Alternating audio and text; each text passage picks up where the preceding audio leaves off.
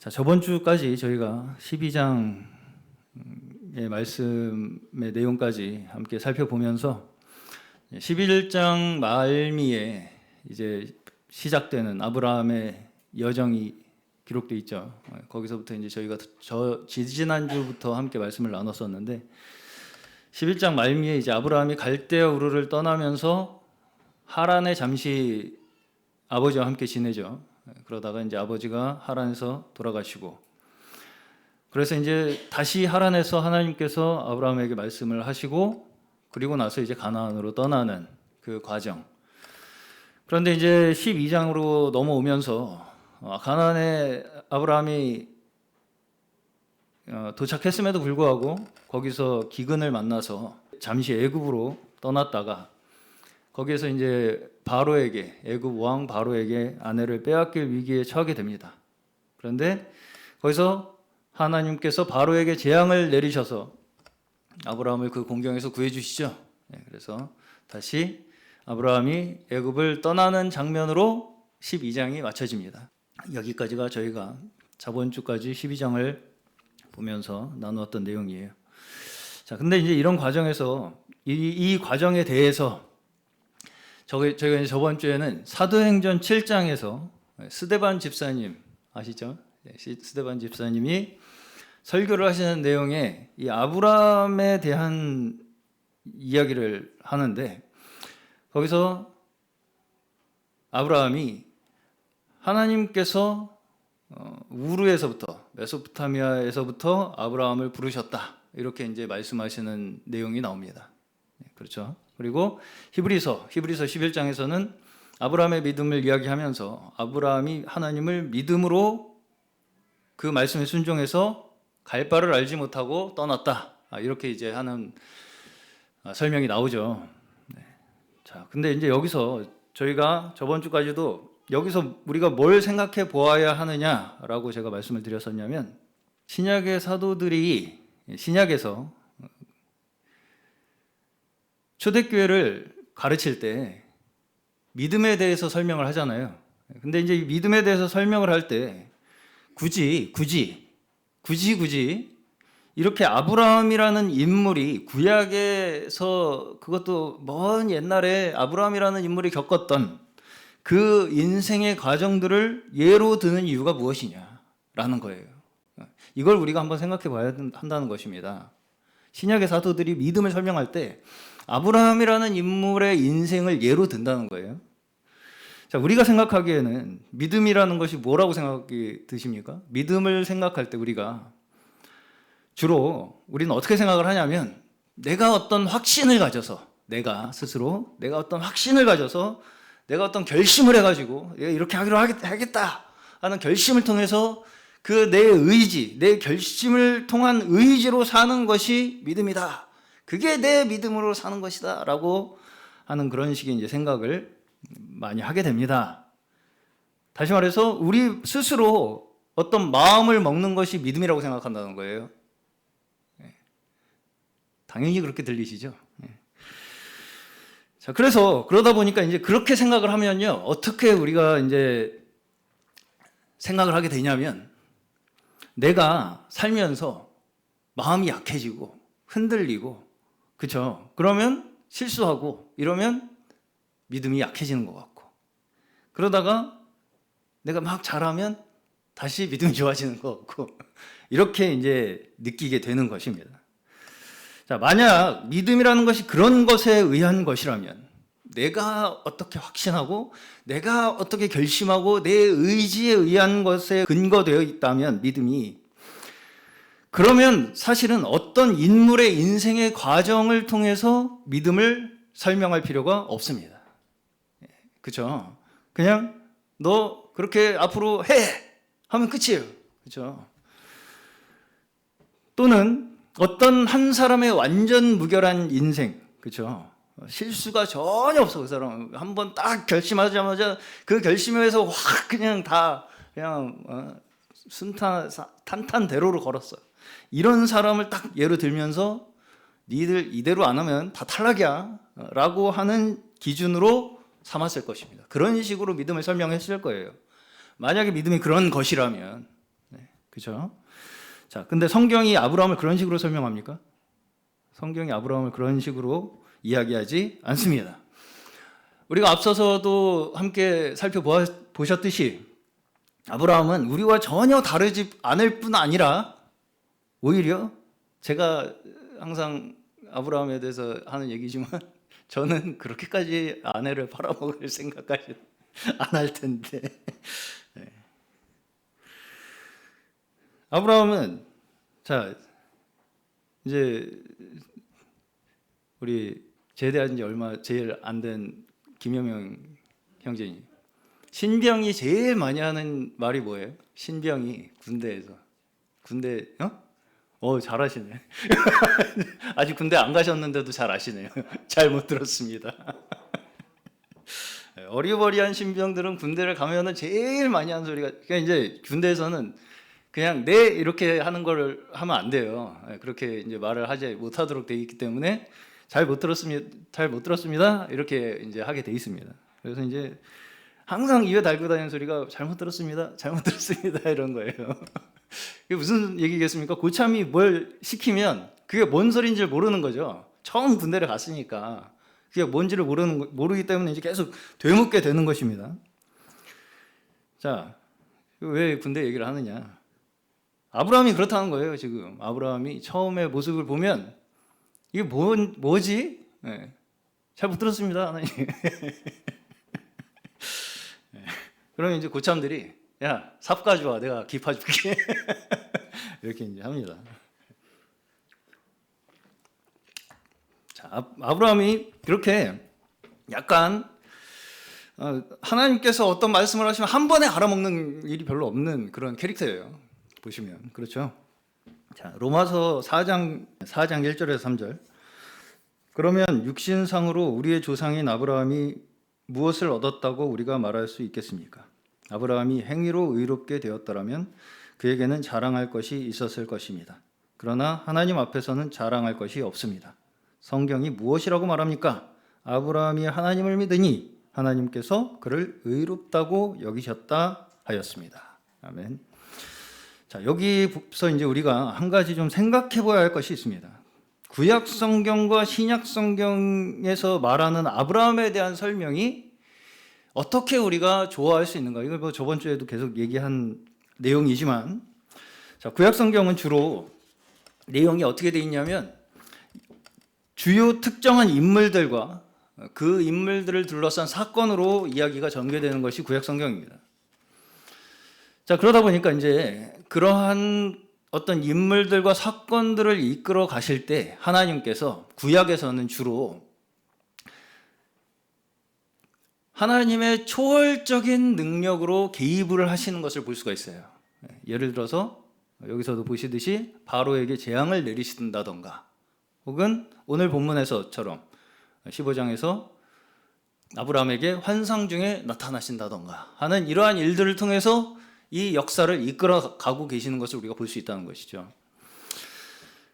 자, 하나님께서 아브라함을 인도하시는 과정을 우리가 다시 한번 잠시 살펴보시면 창세기 11장에서 아브라함이 처음 갈대아 우르라는 곳에서 떠나서 나오는 장면, 우리가 함께 저번 주에도 말씀을 나눴죠. 거기서 사실은 창세기 본문에서는 하나님이 아브라함에게 직접 나타나서 말씀하셨다는 기록이 나오나요? 안 나오나요? 안 나오죠. 안 나와요. 그러고서 이제 하란에 머물다가 아버지 데라가 하란에서 죽고 나서야, 그때서야 12장 1절에서 하란에서 아브라함에게 처음으로 하나님께서 나타나시는 장면이 기록되어 있습니다. 그러면서 이제 아브라함에게 유명한 첫 언약을 하시는 장면이 나오죠. 제가 잠시 읽어드리겠습니다. 창세기 12장 1절부터예요. 주님께서 아브라함에게 말씀하셨다. 너는 내가 살고 있는 땅과 내가 난 곳과 너의 아버지의 집을 떠나서 내가 보여주는 땅으로 가거라. 내가 너로 큰 민족이 되게 하고 너에게 복을 주어서 내가 크게 이름을 떨치게 하겠다. 너는 복의 근원이 될 것이다. 너를 축복하는 사람에게 내가 복을 베풀고 너를 저주하는 사람에게는 내가 저주를 내릴 것이다. 땅에 사는 모든 민족이 너로 말미암아 복을 받을 것이다. 아멘. 자, 여기서도 이제 우리가 한 가지 지나치기 쉬운 것이 있습니다. 뭐냐면, 자, 여기서도 이제 보시면 12장에 보시면 이 아브라함이 그 말씀을 듣고서는 가나안으로 가서 먼저 한 일이 무엇이냐면 하나님께 제단을 쌓고 제사를 드립니다. 네, 하나님께 제단을 쌓고 제사를 드려요. 그 말씀을 따라서 가나안으로 가서. 자, 근데 이제 이 장면을 두고 많은 분들이, 그러고서 이제 아브라함의 이 과정들을 보시면 가는 데마다 어쨌든 단을 쌓고 제사를 드립니다. 아브라함은. 제사는 잘 드려요. 근데 이제 많은 분들이 이러한 이제 아브라함의 제사를 드리는 모습을 보면서 아브라함처럼 이렇게 어딜 가든지 제사를 그러니까 예배죠. 예배를 드린 것처럼 우리도 그렇게 예배를 잘 드려야지 복 받는다. 라는 식의 이제 어떤 교훈적 의미로 많이 해석을 합니다. 물론 그런 의미가 없지는 않겠죠. 자, 물론 우리가 예배를 중요하게 여기는 것은 매우 중요한 일입니다. 예배는 중요한 거예요. 우리의 어떻게 보면 인생 삶 자체가 예배니까요. 자, 그럼에도 불구하고 하나님께서 아브라함에게 나타나신 것이, 하나님께서 아브라함에게 말씀하시는 것이 아브라함이 내 말 듣고 예배를 잘 드리나 예배를 잘 안 드리나 이걸 보시려고 약속하시고 말씀하셨겠습니까? 자, 오늘 본문에서 보시면, 오늘 본문의 15장 1절부터 6절 보시면 12장과 13장에서 아브라함에게 하나님께서 3번을 나타나세요. 말씀을 하시고. 근데 그 전에 12장과 13장에서 하나님께서 아브라함에게 나타나신 장면과 이 15장에서 하나님과 아브라함의 이 장면에서의 차이가 있어요. 여기에서 처음으로 아브라함과 하나님이 뭘 시작하냐면 대화를 시작합니다. 대화. 그 전에는 잘 보시면 하나님께서 약속을 하시는 것만 나오고 아브라함이 거기에 대해서 뭔가 대꾸를 하는 건 나오지 않아요. 잘 보시면 일방적으로 하나님께서 약속을 하시면 대체적으로 아브라함은 제단을 쌓아서 제사를 드리는 것으로 답변을 합니다. 그렇죠? 그래서 여호와의 이름을 불렀다. 이렇게 이제 나옵니다. 여호와의 제단을 쌓아서 여호와께 예배를 드리고 여호와의 이름을 불렀다.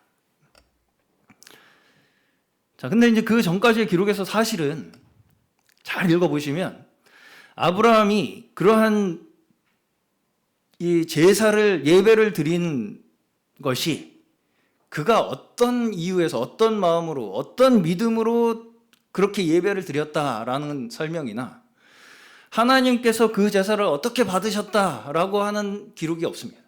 그렇죠? 그러면서 이제 계속해서 12장, 13장을 읽어보시면 그가 그렇게 열심히 예배를 드리는 것과는 앞뒤가 맞지 않는 그의 실제 삶이 나오죠. 처음 이제 하나님께서 12장 초반에 언약을 주시고서 아브라함이 그것에 대해서 하나님께 제사를 드리죠. 그렇죠? 그러면 그 언약을 받고서 제사를 드렸으면, 예배를 드렸으면 잘 좀 해야지. 바로 어떻게 해요?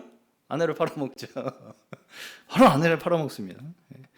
그러니까 그의 어떤 걸맞는 행동으로 나타나야지 우리에게는 정상적으로 그게 보일 텐데, 그래야지 그게 아브라함의 믿음이 증명되는 거라고 생각이 될 텐데, 바로 애굽으로 가서 아내를 팔아먹는 행동을 한다는 거예요.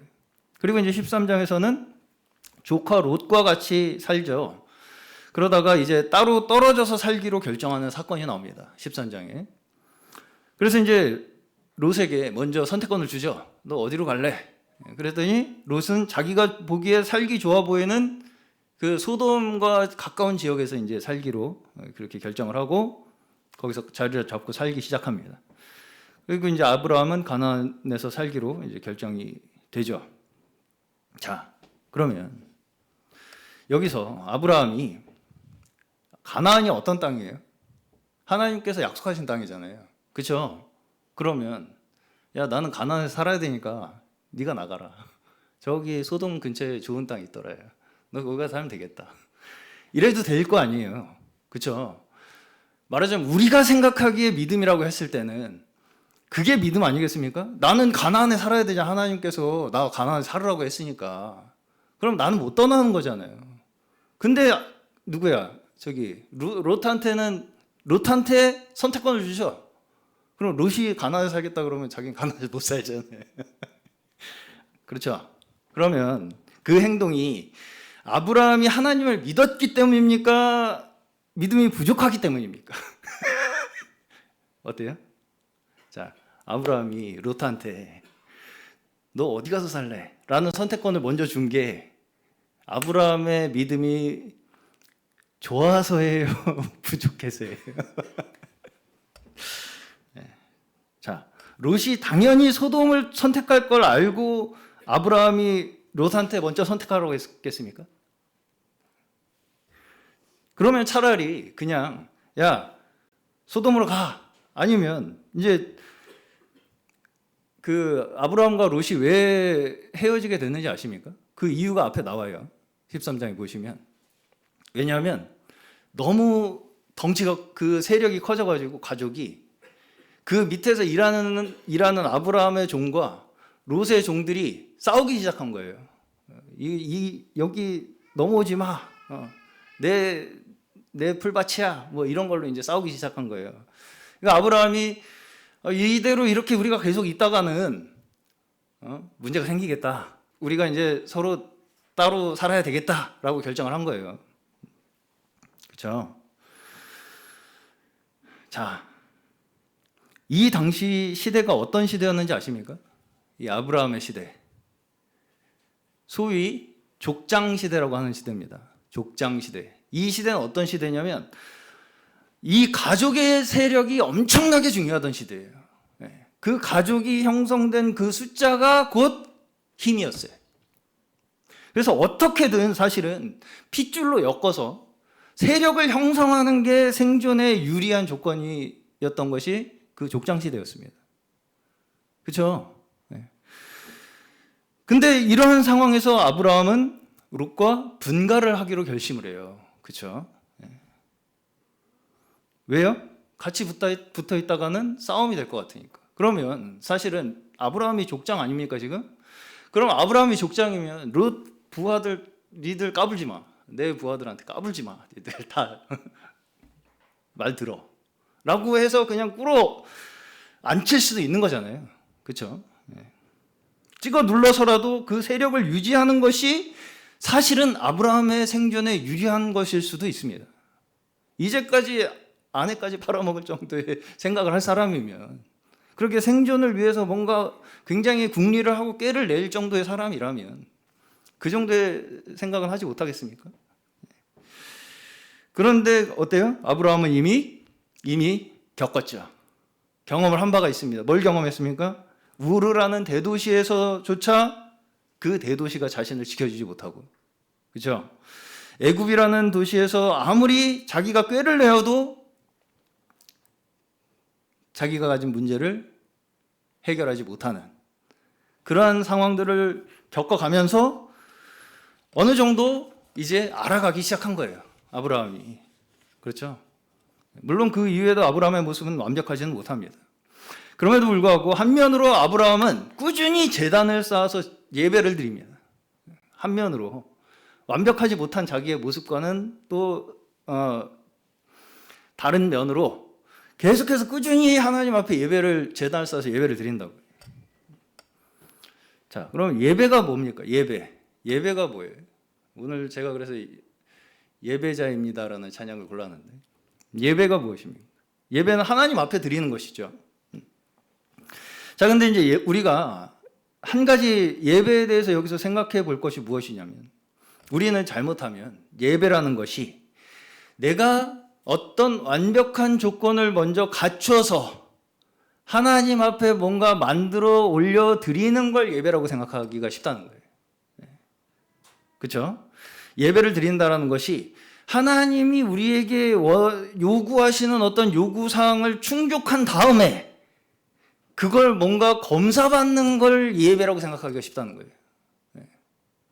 확인받는 거. 내가 만들어서 이렇게 잘 했습니다를 확인받는 거, 그걸 우리가 예배라고 생각하기가 쉽다는 것입니다. 그러나 성경에서 처음부터 끝까지 예배에 대해서 이야기하시는 것은 무엇이냐면 하나님으로부터 받은 모든 축복에 대한 감사가 예배입니다.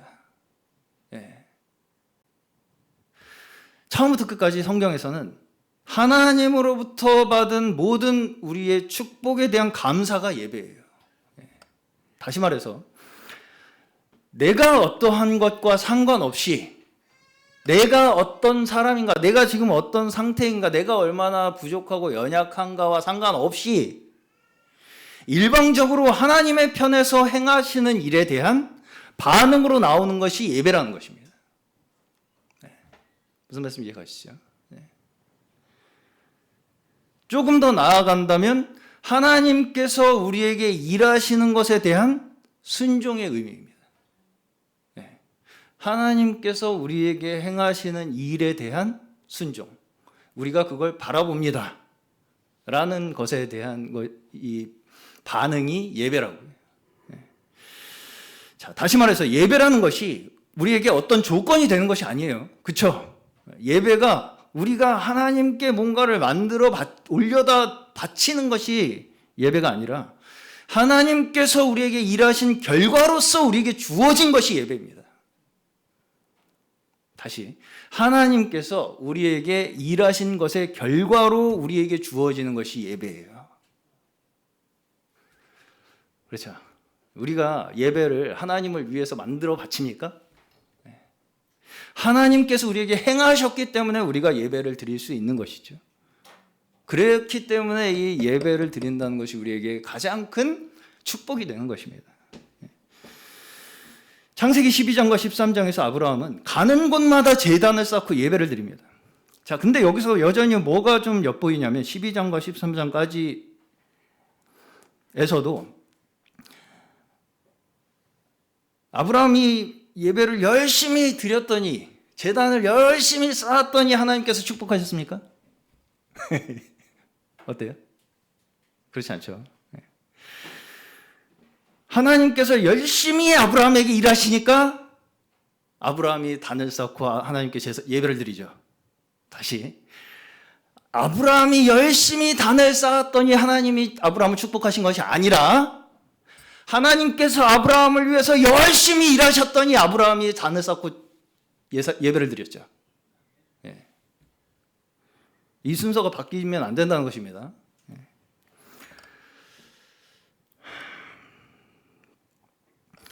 하나님께서 일하신 결과로 아브라함이 하나님의 그 말씀에 대한 그 믿음이 점차적으로 그의 인생 속에 스며들어가는 과정을 우리가 볼 수 있는 것입니다.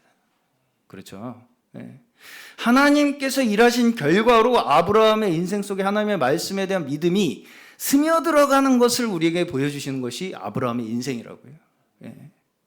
여기에 우리가 바로 빠지기 쉬운 함정이 여기에 하나가 있습니다.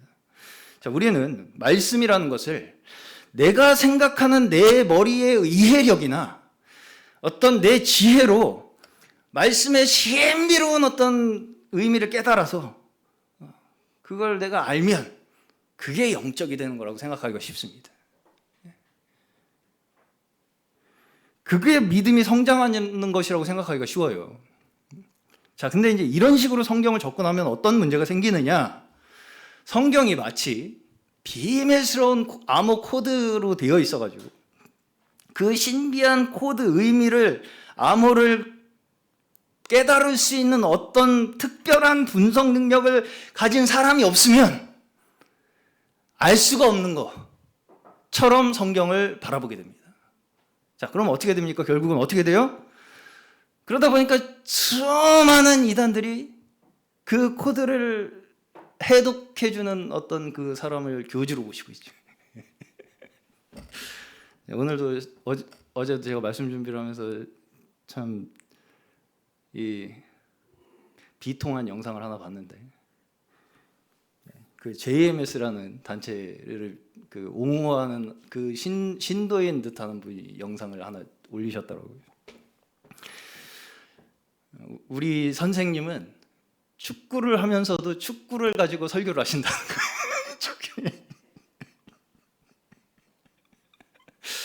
축구를 거의 하루에 뭐 10시간씩 한답니다. 축구를 하는 거예요. 축구를 같이 하시는 우리 선생님 뭐 이러면서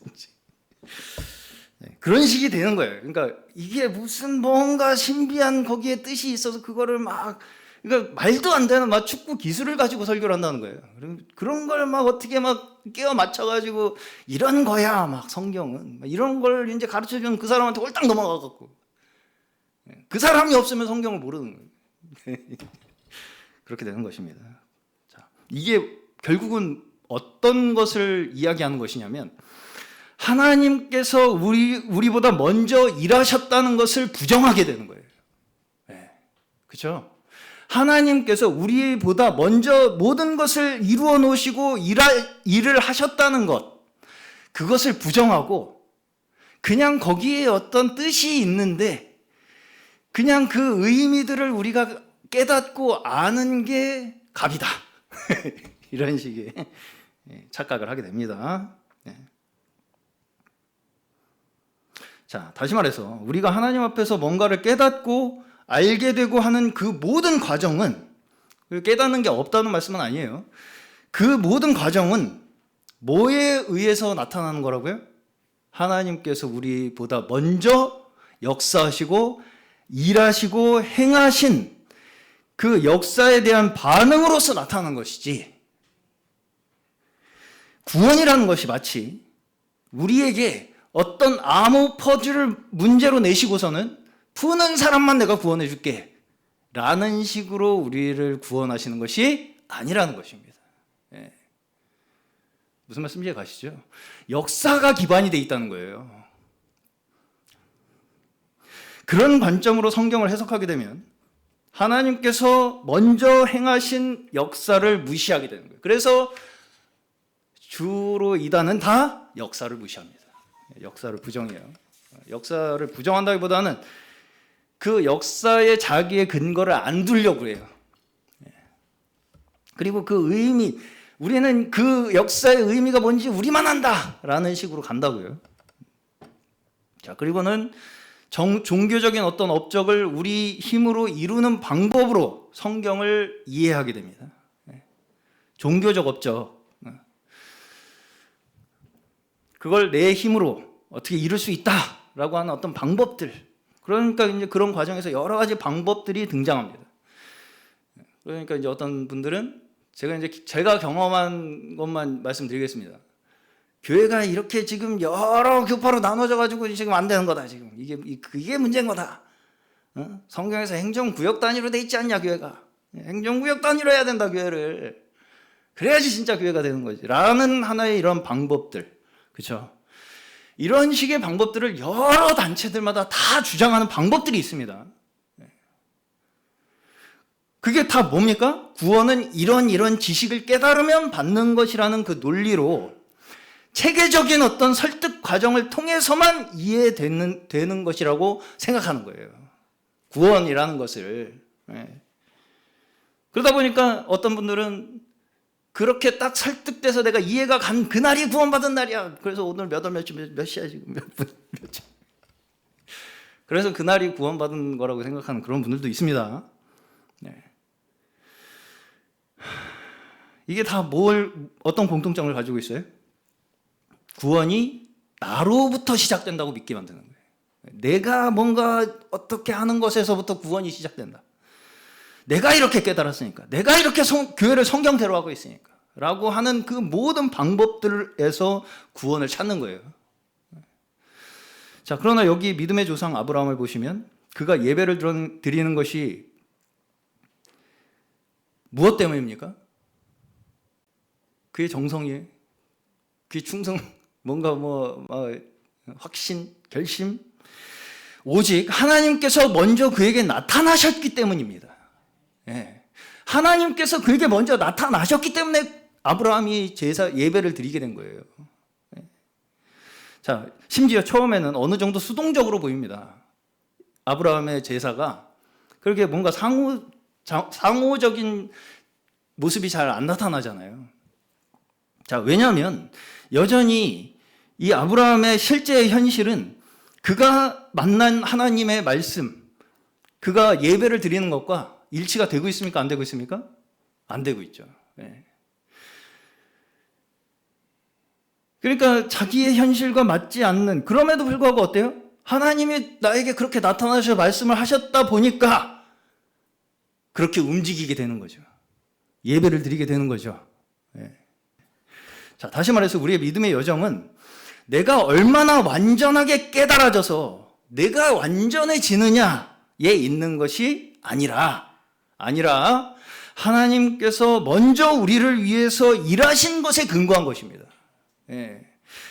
다시 우리의 믿음은 내가 얼마나 완벽하게 90% 이상 깨달았어 그래서 이제 믿음의 경지에 올랐어라는 것이 아니라 하나님께서 먼저 우리를 위해서 일하신 것에 근거해서 우리의 믿음이 생기기 시작하는 거라고요. 주어지기 시작하는 거라고요. 그렇기 때문에 역사 속에서 먼저 하나님께서 일하시면 그 하나님께서 일하신 것을 경험한 사람들의 삶에서는 어때요? 먼저 하나님께서 일을 하시잖아요. 그러면 그 일하신 것을 목격한 사람들의 삶에서는 그 하나님의 일하심의 결과가 점진적으로 나타나게 되는 것입니다. 이해 가시죠? 네. 하나님 먼저 일하세요. 우리를 위해서. 그러면 그것에 근거해서 우리의 삶에서는 그 하나님의 일하심의 결과로서 우리의 삶에 점진적으로 하나님의 일하심의 결과가 나타나게 되고 있다고요. 네.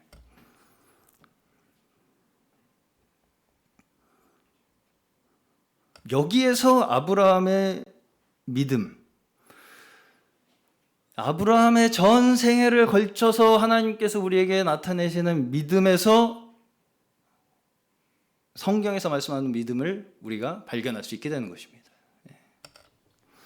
자, 그러면서 이제 하나님께서 택하신 믿음의 자녀가 어떻게 점점 세상에서 구분되어지고 원래 살던 기준에서 하나님의 기준으로 하나님의 말씀을 의지하는 삶으로 옮겨가는가를 보여주는 그 모든 아브라함의 인생의 전 과정을 통해서, 그쵸?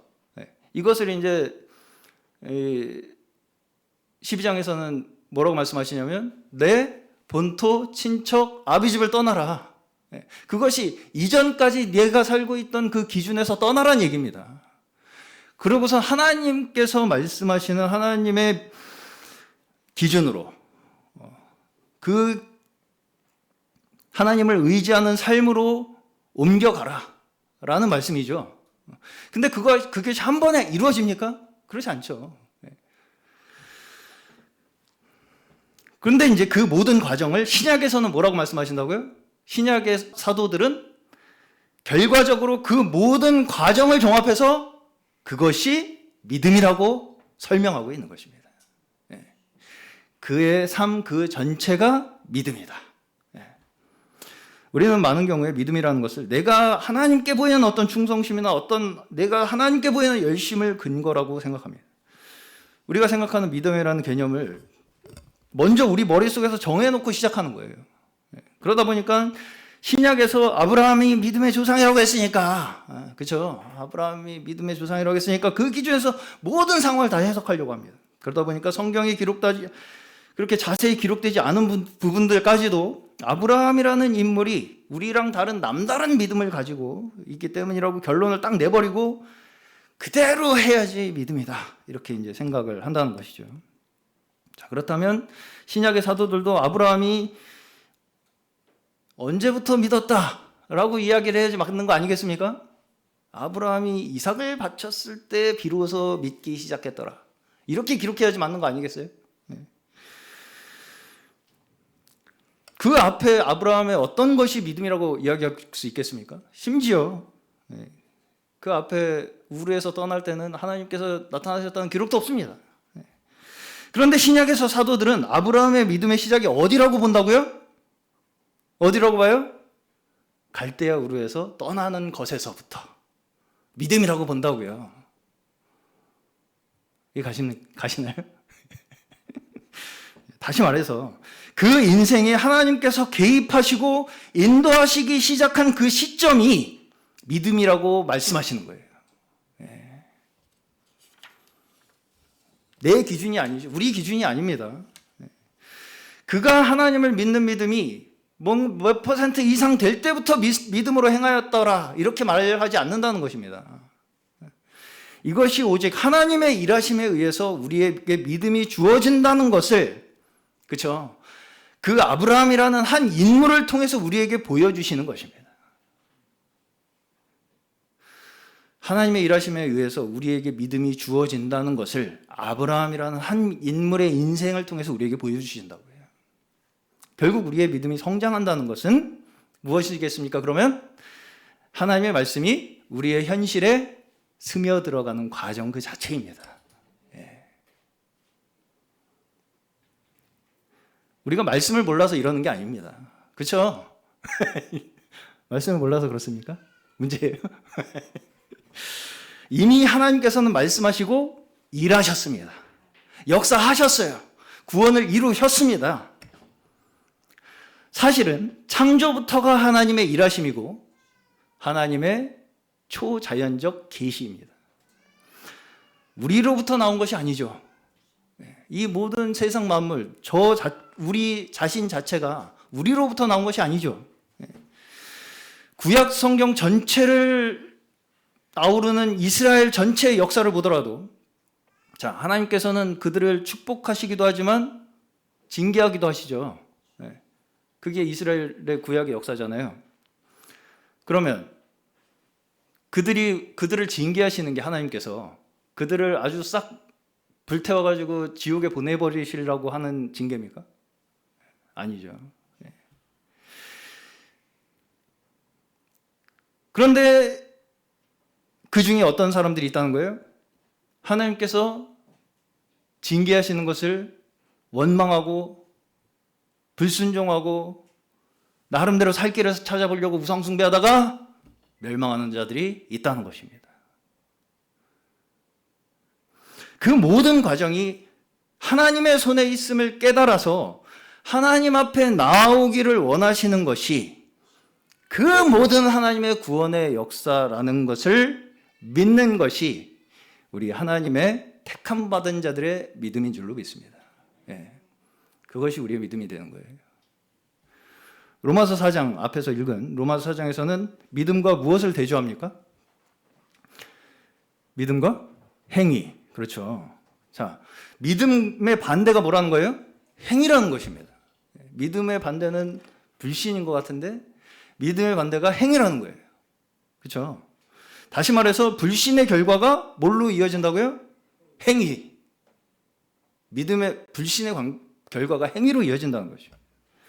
그리고 만일 아브라함이 자신의 행위로 의롭게 되었다면 자랑할 것이 있었겠지만 하나님 앞에서는 어떻다고요? 자랑할 것이 없다. 그 믿음의 조상 아브라함도 하나님 앞에서는 자랑할 것이 없다. 계시록 4장을 보시면 24장로들이 자기 머리에 쓰고 있던 금관을 하나님 앞에 드리면서 어떻게 합니까? 그 모든 영광을 하나님 앞에 돌려드립니다. 24장로들이 금관을 다 머리에 쓰고 있는데 그 금관을 하나님 앞에 드리면서 그 모든 영광이 다 하나님께 있습니다. 그리고 각 나라와 족속과 백성과 방언이 무엇이라고 하나님 앞에 찬양합니까? 구원하심이 보좌에 앉으신 우리 하나님과 어린 양께 있도다. 이것이 우리 믿는 이들이 인생 가운데서 끊임없이 고백하고 찬양해야 할 우리의 신앙의 고백인 줄로 믿습니다. 우리는 기본적으로 하나님의 축복과 그 은혜 위에 서 있는 자들이에요. 그렇죠? 하나님께서 이미 우리에게 주신 축복과 그 은혜 위에서 살아가는 자들이라고요. 그것을 깨달아가는 과정이 우리의 믿음입니다. 그렇죠? 우리의 하나님께서는 우리와 항상 함께 계시고 그 무한하신 사랑과 은혜로 끝까지 우리를 구원하시는 하나님이심을 의심하지 않고 믿으며 살아나가는 것이 우리 하나님의 택하신 백성들의 모습인 줄로 믿습니다. 우리에게 주어진 책임은 뭐예요? 끝까지 내 행위를 자랑하지 않으며 모든 영광이 하나님 앞에 있음을 고백하는 우리의 찬양 가운데 하나님께서 기뻐 임하시는 예배가 될 줄로 믿습니다. 오늘 저희 모두가 이러한 하나님 앞에 온전한 믿음을 올려드리는 저희 모두 되시기를 축원합니다.